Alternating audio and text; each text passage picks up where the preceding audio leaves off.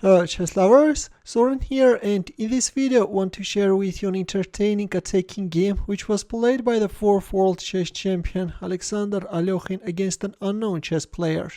For those who do not know, I have to tell you that Alekhine was the strongest blindfold player of his time, and in 1934 he even set a world record by playing 32 blindfold games.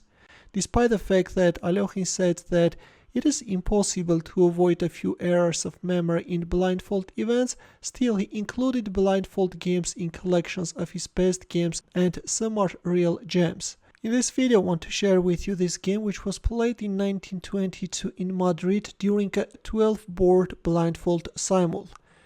Alekhine had white pieces and he opened up with e4, black responded with e5, knight c3, we have the Vienna game, the idea of which is that usually white is going for the late king's gambit, thus avoiding black to go for Folkbeer counter gambit. Knight f6 by black, and there we have it, Vienna gambit is on the board. Knight c6, which is already a mistake. According to modern theory, the best move is considered to be d5, and when white is capturing on e5, then black is playing knight takes e4, and this is how it goes. A line which leads to a very interesting battle, but in our game we have knight c6, and the problem with this move is that this is allowing white mobile pawn center to march forward, and the rest is black knights on their way. Knight c6, e5, queen e7, black is pinning the knight, but white is unpinning it and is threatening to win this knight. The knight retreats back on g8, a miserable square for the knight, of course. Meanwhile we have knight f3, b6, white castles kingside, h6. Of course black's game is terrible. I'm just publishing this game for fun. Let's see how Alekhine punished his opponent. And there it goes, knight d5 is on the board, hitting both the queen and also the c7 square.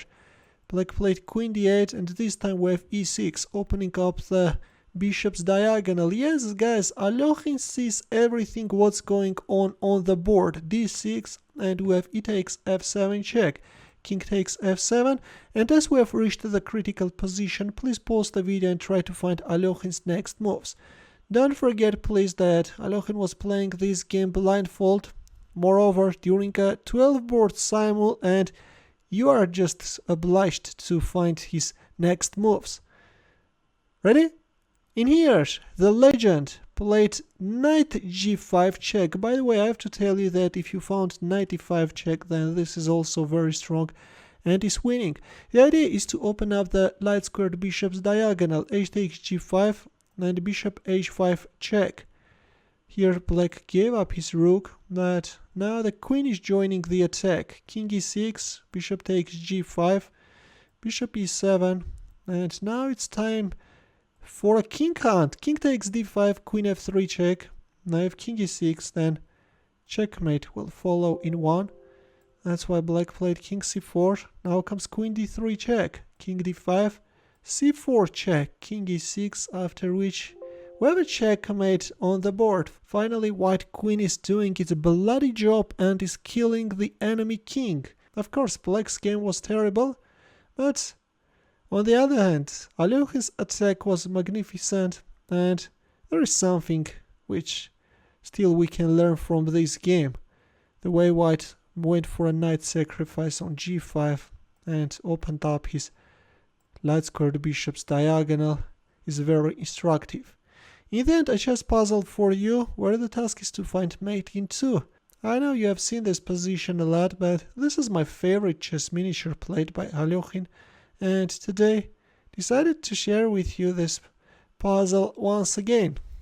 For those who do not know, try to find that majestic checkmate, and I will wait for your answer in the comment section. Thanks for watching. Here are more suggestions for you, feel free to check them out as well.